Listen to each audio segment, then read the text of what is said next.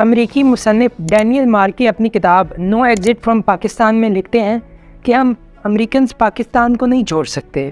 اس کی وہ 3 وجوہات بتاتے ہیں کہ پہلی وجہ ہے کہ پاکستان کا نیوکلیئر میزائل پروگرام اتنا بڑا اور اتنا ایکسٹینسو ہے کہ اس پر نظر رکھنے کے لیے ہمیں مسلسل پاکستان کے ساتھ انگیج رہنا پڑے گا۔ دوسری وجہ وہ بتاتے ہیں کہ پاکستان دنیا کا وہ واحد ملک ہے جس کے چین کے سول ملٹری قیادت کے ساتھ گہرے تعلقات ہیں۔